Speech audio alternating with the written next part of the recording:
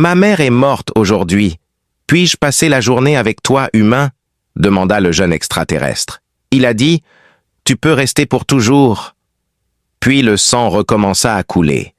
Même lorsque Kyle appuya plus fort sa main sur la coupure de sa cuisse, le sang continuait de couler entre ses doigts et de tacher la mousse bleue en dessous. Kiran, le nom local des animaux semblables à des élans à fourrure bleue, a gaspillé 3 jours de traque. Quand le mâle dominant a attaqué Kyle, n'a pas pu enfoncer sa lance dans sa gorge parce que sa corne en spirale touchait sa jambe. La chasse avait mal tourné. Alors qu'il boitait à travers l'étrange jungle, l'aventurier de 35 ans pouvait sentir ses problèmes s'accumuler. Le crépuscule était à l'horizon. Après 5 ans à vivre de la terre, il avait appris que la nuit sur Kia amenait des prédateurs encore plus mortels que ceux de la journée. Les traces de sang servaient tout aussi bien d'invitation. Trampolinant sur son écorce rugueuse avec une empreinte de main écarlate, il trébucha sur un arbre bleu tordu. Alors qu'il s'élevait, la lumière éthérée des 2 lunes filtrait à travers les cimes des arbres en rayons spectraux. Il avait besoin d'un endroit pour se mettre à l'abri d'une source de chaleur et d'un moyen de refermer la coupure. Ce dont il n'avait pas besoin, c'était de l'eau écarlate émanant de toi. Alors que son corps se tordait de douleur, la main de Kyle se précipita vers la poignée de son épée. À seulement 20 pieds de là, une petite personne dont le teint correspondait à la teinte du ciel à l'aube se tenait debout. Un enfant du pays.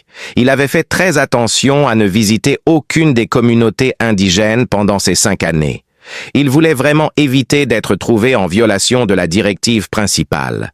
Pas d'ingérence avec des cultures qui commencent à peine à émerger. Avec sa balise de sauvetage toujours sans réponse même après toutes ces années, cela n'avait plus beaucoup d'importance à ce stade. Un grognement lui échappa alors qu'il reprenait son pénible voyage. « Retourne auprès de ton peuple », dit-il, sa voix remplie de frustration. « Je n'ai plus de gens. » De petits pieds nus trottinaient derrière lui. « Ma mère est décédée aujourd'hui. » Kyle fit une pause, fermant momentanément les yeux. « S'il te plaît, ne te retourne pas. Elle a été tuée par une dent de poignard alors que nous ramassions de délicieuses racines, alors je me suis enfui.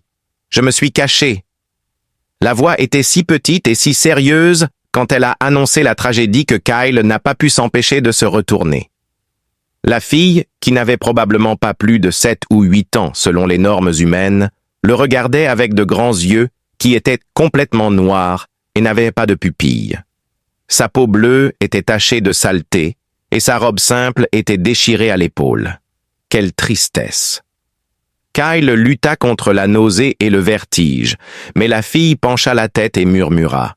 « Je ne peux pas t'aider. » Elle pointa ensuite un symbole mystérieux sur son bras et ajouta. « Tu es blessé. Je connais un endroit où se cacher. Il y a de l'eau. » La mère de Kyle l'avait averti de ne faire confiance à personne avec la marque, et la marque était également apparue sur l'épaule de Kyle. Un enfant le ralentirait, consommerait des ressources et ferait du bruit, mais la perte de sang le rendait étourdi, et se mettre à l'abri avec de l'eau semblait mieux que de s'effondrer dans la forêt ouverte. « À quelle distance ?» demanda Kyle en regardant son épaule exposée, où son tatouage de la division des sciences de la Terre était visible à travers sa chemise déchirée. Son entraînement de survie lui hurlait d'éviter les complications. « À quelle distance se trouvait-il » demanda-t-il. « De cette manière. » Au milieu du paysage azuré, elle indiqua une crête de pierre sombre. N'ayant pas d'autre choix, Kyle suivit bandant sa blessure avec un morceau de tissu déchiré. Avec la grâce naturelle de quelqu'un qui avait grandi dans les bois, la fille glissait furtivement à travers les broussailles. Son assurance était quelque chose qu'il admirait même s'il restait méfiant. Elle parla sans se retourner pour demander « Quel est ton nom ?» « Kyle », répondit-il finalement. « Bonjour, je m'appelle Lia. » Elle plongea derrière une branche tombante. « Tu n'es pas bleu clair. » Kyle était sur le point de sourire malgré tout. « Absolument pas. Il y a longtemps, mère a expliqué, il y avait des individus qui descendèrent du ciel qui n'étaient pas bleus. Viens-tu des nuages? Dans le même ordre d'idées. Au moment où ils sont arrivés à la crête, Lia l'avait guidé vers une minuscule ouverture dissimulée par un dais de vigne traînante. De l'intérieur, un passage étroit menait à une caverne à peine assez grande pour qu'un seul homme puisse se tenir debout. Une petite flaque d'eau formée par un filet d'eau qui coulait le long d'un mur. « Regarde l'eau », dit-elle avec un sentiment de fierté. Pour mieux examiner sa blessure, Kyle s'appuya contre le mur et se laissa glisser vers le bas. La coupure était profonde, mais avait presque cessé de saigner, un signe prometteur qu'aucune artère majeure n'avait été touchée. Cependant, une infection sur cette planète était une condamnation à mort sans traitement approprié. « As-tu du feu ?» Kyle hocha la tête et attrapa le sac étanche sur sa ceinture qui contenait ses fournitures pour allumer un feu. Léa demanda en s'accroupissant à côté de lui. Leia le rassura. « Je peux le faire !» en tendant la main vers les outils, et ses mains tremblaient légèrement lorsqu'il retira le silex et l'acier. Ses petites mains bleues travaillaient avec assurance, ramassant des matériaux secs dans la grotte. En quelques minutes, elle avait un petit feu qui flamboyait entre eux, et Kyle demanda émerveillé « Maman me l'a appris !» Alors que la lumière chaude tombait sur son visage, Kyle pouvait distinguer les motifs délicats d'un bleu légèrement plus profond qui courait sur son front et ses joues, des marques inhérentes à son espèce. Il avait vu des motifs similaires sur les quelques habitants qu'il avait aperçus de loin dans le passé. « Merci », dit-il en chauffant la lame de son couteau dans les flammes. « Maintenant retourne-toi, ça ne va pas être agréable. » Leia se retourna docilement, tandis que Kyle pressait le métal chauffé contre sa blessure, mordant un morceau de cuir pour étouffer son cri. Le petit espace était rempli de l'odeur de chair brûlée. Après avoir terminé, il se laissa tomber en arrière, en sueur et épuisé. Ça devrait suffire. « Vas-tu mourir ?» dit Léa, en tournant encore une fois ses yeux sombres reflétant la lumière du feu. « Pas aujourd'hui. » dit Kyle, ses mots exprimant un mélange de sincérité et d'arrogance. Elle s'assit, les jambes croisées, son regard fixé sur lui. « Est-ce que tu me laisserais rester avec toi ?»« Juste pour ce soir, » dit-il, pris de court par la question. « Nous devons localiser vos représentants demain. Tu sais déjà que je suis célibataire. Quelqu'un dans ta ville doit être prêt à t'accueillir. » Un hochement de tête approbateur était l'expression de Léa. Ma mère et moi vivions de manière indépendante. Personne d'autre ne voulait de nous. Entre ses dents, Kyle fronça les sourcils. Pour quelle raison pas? La raison, selon ma mère, était que mon père était unique. Comme toi, mais pas bleu. Elle jouait avec son propre bras. Regarde, mon bleu n'est pas aussi foncé que celui des autres. Kyle la regarda dans la lueur du feu. À son insu, son teint était visiblement plus clair que celui des autres indigènes qu'il avait vus. Je ne pouvais pas croire que c'était un métis. Selon les données de l'accident, il a été la première personne à aller à Kua. Ton père, il était aussi un extraterrestre. Puis Léa a fait un petit signe de tête. Ma mère l'a dit. Avant ma naissance, il est retourné aux cieux. Kyle fut envahi par une réalisation inquiétante. Quelqu'un qui avait exploré cette zone auparavant, ou peut-être un éclaireur pour une compagnie minière qui avait fait des incursions ici. Dans ce monde pré-industriel, l'homme avait laissé derrière lui plus que de simples empreintes. Il hésitait à entrer dans les détails, alors il lui conseilla simplement de dormir. « Je trouverai une solution demain matin. » Autour du feu, Léa se blottit. Sa petite taille rappelait à Kyle de mauvais souvenirs de son neveu terrien. Kyle vérifia une dernière fois sa blessure avant de fermer les yeux, alors que la respiration de Lia se stabilisait en un rythme de sommeil. Dans son esprit, ce n'était que pour la nuit. Il prévoyait de retourner à sa vie de solitude demain, après avoir trouvé un endroit sûr pour l'abandonner. Le tril caractéristique d'un charognard parmi les arbres signalait l'arrivée du matin. Soudain, Kyle se réveilla. Il a entraîné son corps à passer du sommeil à la conscience en un clin d'œil, ce qui lui a permis de survivre pendant des années. Même si sa jambe le faisait souffrir, il pouvait supporter l'inconfort. Bonne nouvelle, Leia était bien éveillée et attentive, le surveillant attentivement depuis son perchoir près du feu froid. Kyle s'appuya contre la paroi de la grotte et gémit. Je dois voir si ma jambe va bien. Après la cautérisation, la plaie semblait propre. Il n'y avait aucune indication de stries violettes causant l'infection dans le tellule. Avec un soupir de soulagement, Kyle laissa échapper un souffle. Peut-être qu'il survivra. Il attrapa son sac à dos et demanda « As-tu faim ?» Léa hocha la tête avec enthousiasme. Après une récente chasse, Kyle sortit une bande de viande séchée, la coupa en deux et offrit à la fille le plus gros morceau. Elle semblait plus préoccupée par faire un geste cérémonial que fonctionnel en le prenant à deux mains. Poliment, elle dit « Merci de partager ta nourriture ». Puis elle en prit une petite bouchée. Finalement, il a dit que nous devions commencer à bouger. Rester immobile pendant une période prolongée comporte des risques. Les crocs de dague ont incité Léa à s'enquérir d'eux et d'autres sujets. Accumulant ses quelques possessions, Kyle examina ses armes, une lame en métal de navire, une lance avec une tête de forme similaire et un arc primitif avec un carquois de flèches avant de se diriger vers l'entrée de la grotte. Il pouvait marcher malgré les protestations de sa jambe. La jungle à l'extérieur regorgeait des bruits des animaux de Stingan. À l'exception de la rare protubérance de pierre noire, la canopée bleue omniprésente s'étendait dans toutes les directions. Il plissa les yeux vers l'horizon et demanda « Dans quelle direction se trouve ton village ?» En regardant vers l'est, Léa fit un geste. « Une journée entière de trop. »« Oui, je t'avais prévenu. Je suis au courant de ce que tu m'as dit, » interrompit Kyle. « Cependant, je dois vérifier qu'il n'y a vraiment aucun endroit où tu pourrais aller en premier. » Quand était-ce, il n'y avait pas pensé si longtemps à l'avance. Comment allait-il s'occuper d'un orphelin extraterrestre?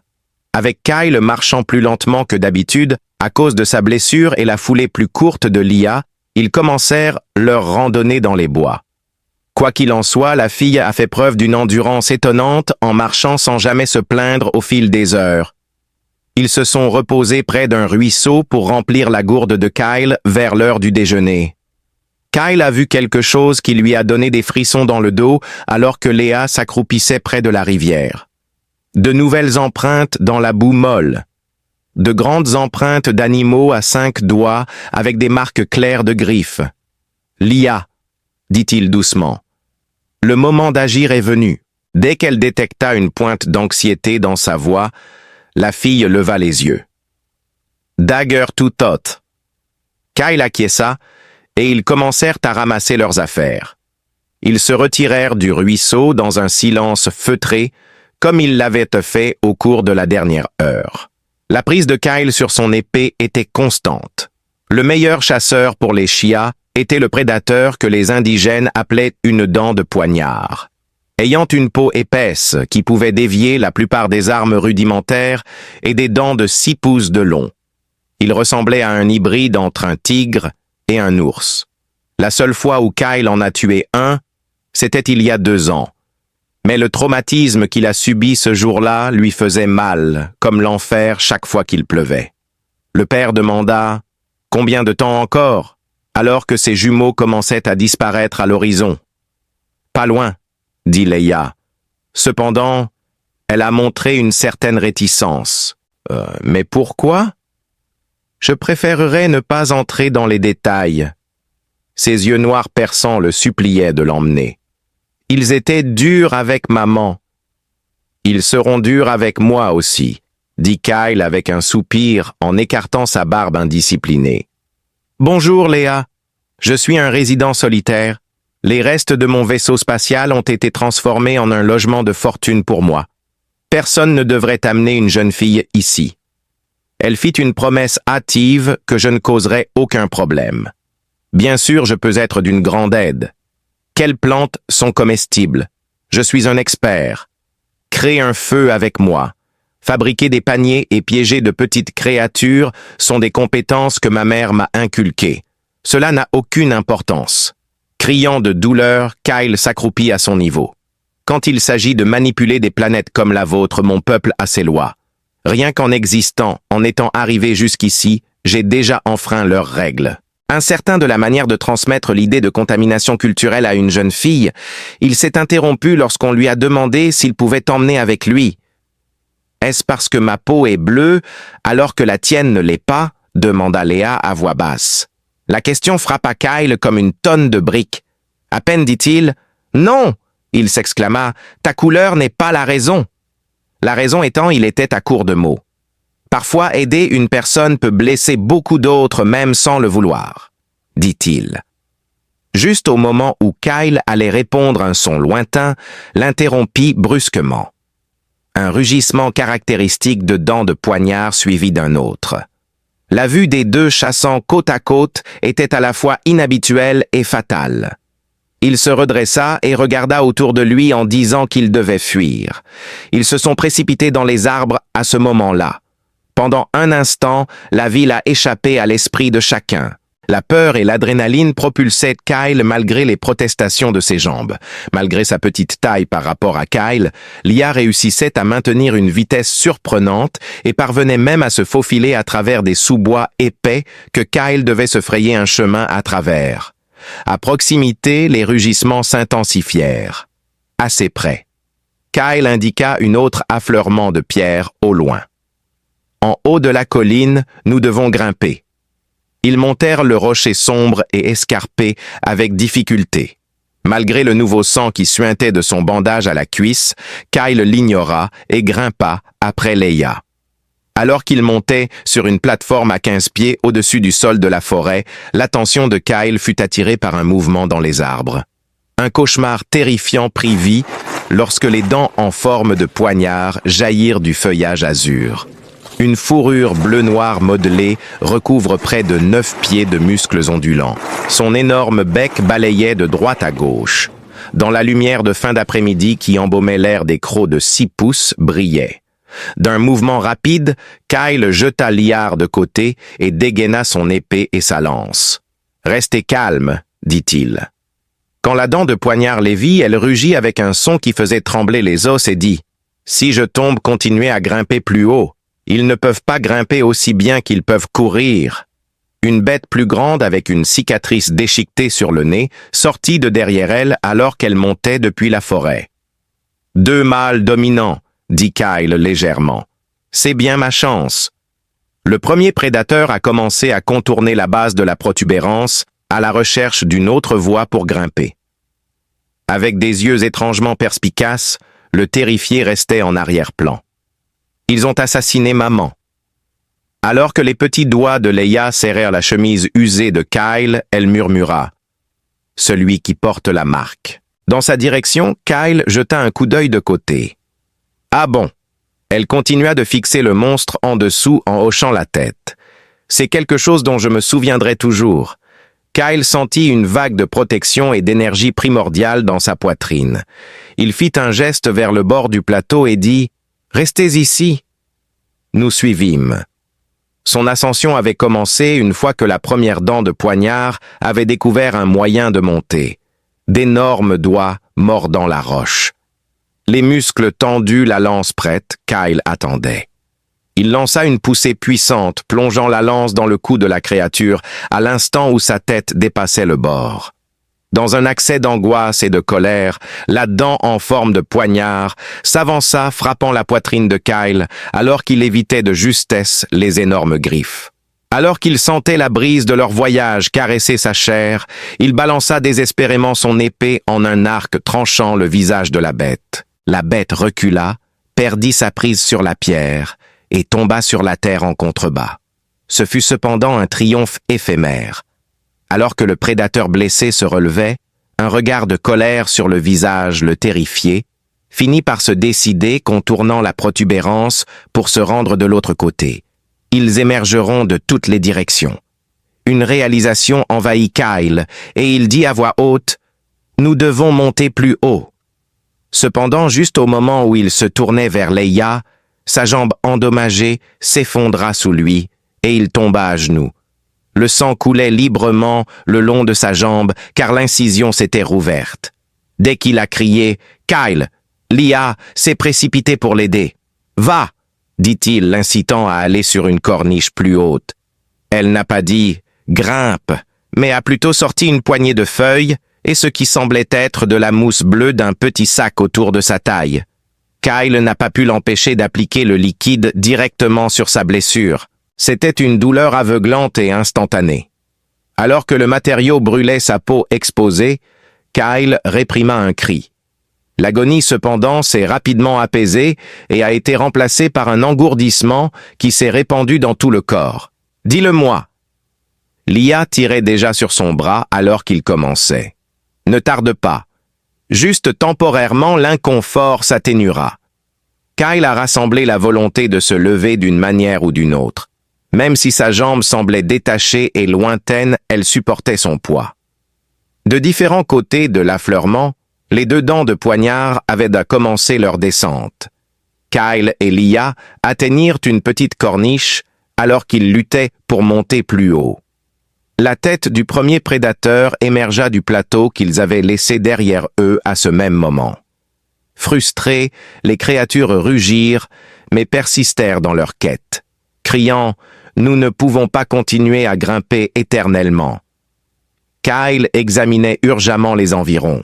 Puis il l'a remarqué. C'était une petite fissure dans la paroi rocheuse au-dessus d'eux qui pourrait mener à une grotte très semblable à celle où ils avaient de camper la nuit précédente. Leur arrivée à la brèche coïncidait avec l'acquisition de la corniche inférieure par les dents de poignard. Avant que Kyle ne puisse faire entrer son corps volumineux dans le trou, il tira d'abord Leia à l'intérieur.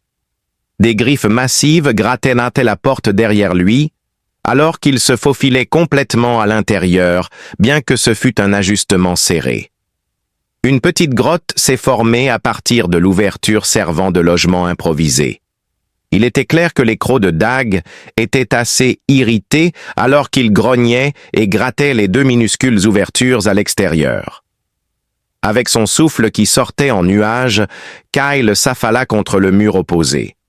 Alors que l'engourdissement de sa jambe s'estompait, l'agonie revenait par vagues. La mousse engourdissante et le sang arrêtent les feuilles. « Quoi? Qu'est-ce que tu as mis sur ma blessure ?»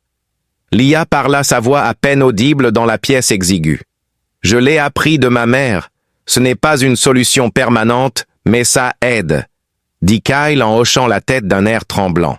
« Ta mère, elle était bien versée dans la manière de survivre dans cet environnement hostile. » À l'extérieur, l'une des dents de poignard émit un dernier rugissement frustré avant que le bruit de pas en retraite n'indique leur repli. Lia s'assit à côté de lui, son petit visage grave dans la faible lumière, filtrant à travers la fissure. Le guérisseur du village a refusé de nous soigner quand nous étions malades, alors nous avons dû apprendre à nous débrouiller seuls. « Pour le moment, ils reviendront, » dit Kyle d'un ton sombre. « Ils sont conscients que nous sommes dans une situation précaire. Comment devrions-nous procéder ?» Léa demanda sa voix teintée d'une anxiété croissante. Alors qu'il réfléchissait à ces alternatives, Kyle ferma temporairement les yeux. Une ligne de conduite plus prudente serait d'attendre jusqu'à l'aube de croiser les doigts pour que les prédateurs perdent tout intérêt, puis de fuir le hameau. Même si Léa le suppliait de ne pas le faire, il pourrait simplement la laisser là. Ce serait la chose sensée à faire. En regardant le petit enfant bleu à côté de lui, cependant, il réalisa qu'il était impuissant. Leur court temps ensemble avait provoqué un changement interne. Il était de nouveau l'homme qu'il avait été. Après 5 ans de solitude, il était devenu dur. « Nous ferons une pause, » dit-il finalement. « Ensuite on se battra, » dit Léa, ses yeux noirs s'écarquillant de surprise. « Se battre, ces types sont énormes. » « La taille ne fait pas tout, » dit Kyle avec un air d'assurance dans sa réponse. Il toucha son crâne et dit « Ce qui compte, c'est ici. » Il posa sa paume sur sa poitrine et dit « Et ici ?» À minuit sonnant, les deux lunes jumelles jetèrent un coup d'œil à travers la fissure et illuminèrent la scène. Une stratégie a été élaborée par Kyle. Une situation de vie ou de mort s'était ensuivie. C'était cependant leur seule opportunité. Il murmura à Lia. « Ces herbes que tu as appliquées sur ma blessure, peux-tu élaborer, s'il te plaît? As-tu appris autre chose qui pourrait nous être utile ?» Juste au moment où les jumeaux étaient sur le point de franchir l'horizon, Kyle fut doucement réveillé. À l'extérieur, les crocs acérés avaient tournaient sans relâche, sondant l'entrée de la fissure de temps en temps, avant de se retirer à nouveau, et ils avaient passé une nuit agitée dans la minuscule grotte, se relayant pour monter la garde. Ils restent dans la nature. Avec une expression sombre dans la faible lumière, Kyle murmura « Je détecte leur arôme ». Alors que Léa frottait le sommeil de ses yeux, elle hocha la tête. « Où allons-nous à partir de là ?» Les armes à feu ont été examinées par Kyle. Perdu dans la bataille d'hier, la lance n'était plus en sa possession. Néanmoins, son épée et son arc restaient. Nous continuons avec le plan. « Es-tu prête ?» Avec un air de maturité qui démentait son jeune âge, la petite fille bleue redressa les épaules. « Je suis prête. » Ils avaient passé toute la nuit à se préparer. Léa avait tissé de l'écorce provenant de racines qui dépassaient dans leur abri en un cordage grossier mais fonctionnel avec l'aide du couteau de Kyle et de ses instructions. Lia avait concocté une potion et Kyle avait traité ses pointes de flèches avec. Elle l'a averti qu'injecter un mélange de baies et de champignons dans sa circulation induirait une douleur intense et de la confusion. Elle leur avait assuré que ce ne serait pas fatal. Cependant, selon maman, cela cause de la confusion mentale et de l'inconfort physique. La première flèche empoisonnée a été abattue par Kyle alors que l'aube se levait sur Kia. « Rappelle-toi » rappela-t-il à Leia. « Tu dois attendre que je les éloigne, puis compter jusqu'à 100 avant de pouvoir fuir. Veuillez vous rendre directement à mon camp. Peux-tu encore retrouver le chemin ?» Dans sa récitation, Léa répéta les instructions nocturnes qu'il lui avait données, y compris les points de repère à suivre et les dangers à éviter. Elle avait une mémoire parfaite. Très bien. Respirant profondément, Kyle fit une pause. « Au fait, si je ne reviens pas, tu reviendras, » interrompit Léa avec ses yeux noirs perçants. Elle dit « Tu as promis ». Kyle ne voulait pas la contredire puisqu'il n'avait rien promis. « D'accord, » dit-il à la place. Sur ces mots, il s'avança vers l'ouverture de la fissure et jeta un coup d'œil à l'extérieur. « Je te verrai au camp. » Il pouvait entendre la respiration lourde des prédateurs à proximité, même si le plateau était désert. Dans leur faim, ils attendirent patiemment. Alors qu'il se stabilisait, Kyle banda une flèche et glissa hors de la fissure. Soudain, un rugissement vint de sa gauche. Il avait été détecté par les dents de poignard effrayées. Quand Kyle lâcha sa flèche, elle frappa la bête en plein dans l'épaule. Ce tir n'avait pas besoin d'être mortel, mais il ne l'était pas non plus. Dans son agonie, le dent de sabre secoua son énorme tête et laissa échapper un hurlement alors que le poison commençait à agir. La douleur dans la jambe blessée de Kyle ne l'empêchait pas de démarrer. Il courait à travers le plateau. Le deuxième prédateur se matérialisa derrière lui et rejoignit la poursuite. Après que Kyle ait atteint le bord de la falaise, il a sauté sans crainte dans la canopée azurée en contrebas. C'était une action très risquée et désespérée qui pourrait avoir des conséquences désastreuses. Cependant, la végétation dense a entravé sa descente et des branches se sont cassées sous son poids, le faisant chuter au sol de la forêt. Son corps éclata de douleur, bien qu'il ne semblait y avoir aucun dommage. Il se leva alors que la première dent de poignard tombait lourdement à proximité, suivie rapidement par la seconde. Maintenant que le poison avait fait son effet, le terrifié secouait la tête sauvagement. Néanmoins, il restait mortel, sinon plus à cause de sa confusion et de sa fureur. Avant de se glisser dans les broussailles, Kyle banda une autre flèche et tira, atteignant la deuxième bête au flanc. Il avait une stratégie simple, mais risquée. Évitez d'approcher les prédateurs de Léa. Une fois qu'ils l'auront fait, conduisez-les dans la partie la plus dense de la forêt où leur taille massive sera un avantage. Avec les rugissements de la poursuite tout près derrière lui, il plongea à travers les fougères et les lianes. À chaque pas qu'il faisait, sa jambe blessée devenait plus faible. Les effets engourdissants des médicaments de Lia avaient depuis longtemps disparu, mais il était toujours poussé en avant par la peur et la détermination. À sa droite, une silhouette gigantesque surgit du feuillage. Les dents de poignard effrayées ont tranché ses membres. En réponse aux avances de la bête, Kyle tira son épée et s'arrêta en dérapant. Ses dents massives dégoulinaient de salive. Sa démarche était chaotique et désorganisée. Malheureusement, le poison prenait son temps pour faire effet. Le deuxième assaillant se matérialisa derrière lui, piégeant Kyle dans le feu croisé. Il dégaina son épée et s'appuya contre un arbre à écorce bleue. Il se battrait jusqu'à la mort, si tel était son destin. Un croc-poignard effrayé fut le premier à charger. Juste à temps, Kyle plongea sur le côté tranchant l'avant-bras de la créature alors qu'elle passait à toute vitesse. Une pluie de sang noir fut projetée lorsque son épée mordit profondément. La bête laissa échapper un cri avant de s'effondrer dans le feuillage. Malheureusement, ce mouvement laissa Kyle complètement exposé au second prédateur. Alors que l'énorme silhouette bondissait sur lui, il leva son épée dans un moment d'erreur. Au-dessus des dents acérées, une petite silhouette bleue descendit brusquement des arbres au-dessus. D'une main, elle pressait quelque chose dans la peau de la bête, tandis que de l'autre, elle s'accrochait à sa fourrure. Une flèche empoisonnée qui était encore en possession de Kyle. « Bonjour, Léa !» Un mélange de colère et de peur entra dans le cri de Kyle. « Je t'avais prévenu de fuir. Son objectif était de libérer le petit extraterrestre des griffes de la dent de poignard, alors il se tortillait et se cabrait. Même si sa prise était étonnamment forte, Léa finit par lâcher prise. Avec son épée dégainée, Kyle sprinta en avant. Il a pu bien voir le coup exposé du prédateur puisque Léa avait détourné son attention. Son épée tranchait à travers les tendons la peau et la fourrure alors qu'il nageait de toutes ses forces. Le sang jaillissait de l'artère déchirée des dents de la dague alors qu'elle tombait. De son dos, Léa tomba et roula sur le sol de la forêt. Kyle cria « Cours !» car il savait que l'individu terrifié était encore en vie.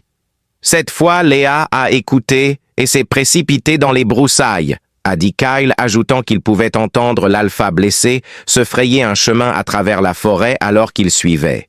Leurs membres fatigués prirent de la vitesse alors qu'ils couraient aveuglément poussés par la terreur.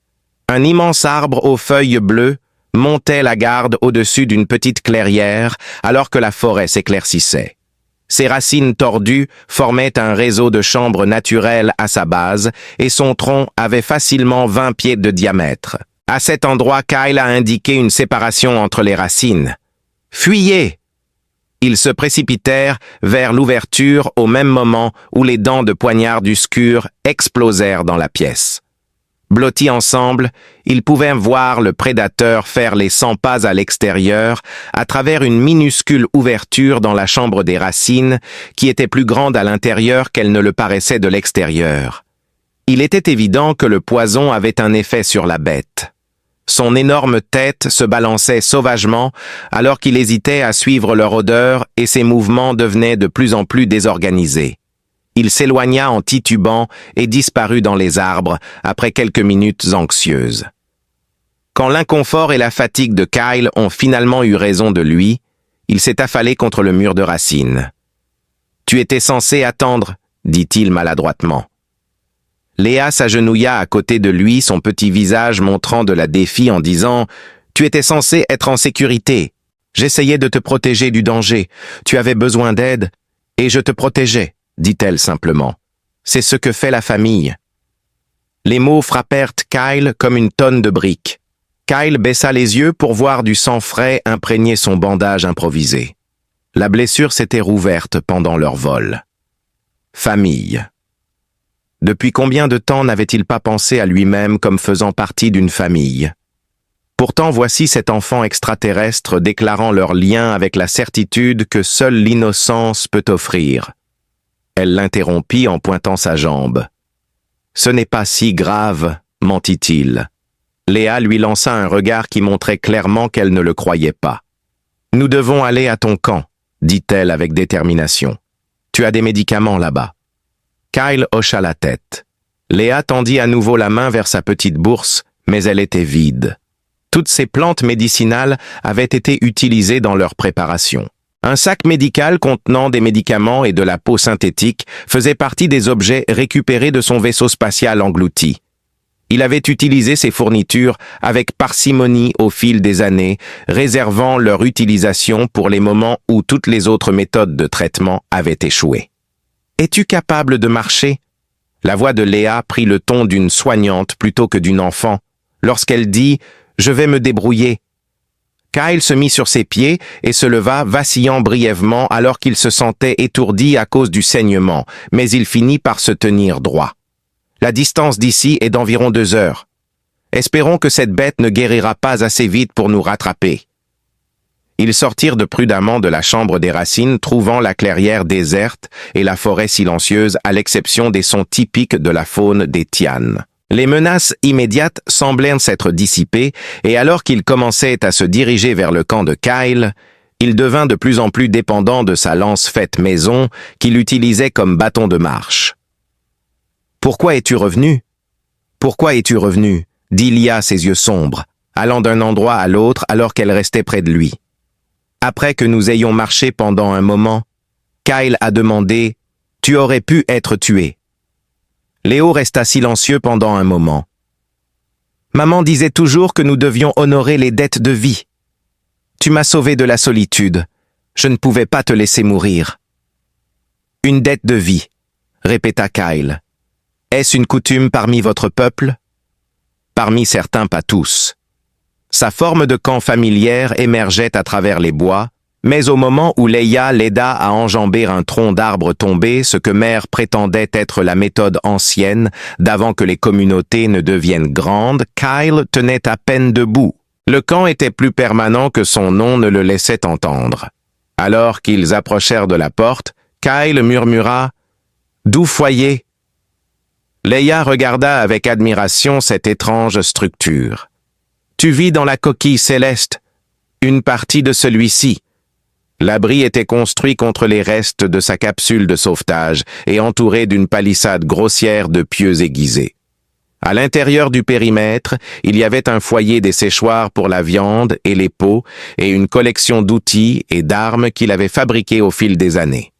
À l'intérieur, sur sa palette de couchage, une plateforme recouverte des fourrures d'animaux canins, Kyle s'effondra. Il pointa vers un conteneur en métal près des restes de la capsule et haleta. C'était la boîte argentée. Le reste de la serrure qu'il avait fabriquée était maladroit, mais il réussit à l'ouvrir. Rapidement, Leia le sortit ses petites mains, tâtonnant avec le loquet étrange, mais Kyle lui montra comment l'ouvrir, et à l'intérieur se trouvaient les restes inestimables de ses fournitures d'urgence, peau synthétique antibiotique, analgésique et pansements synthétiques. Avec l'aide de Leia, Kyle nettoya sa blessure correctement, pour la première fois appliqua des antibiotiques et la scella avec des pansements synthétiques. Léa s'assit à côté de lui visiblement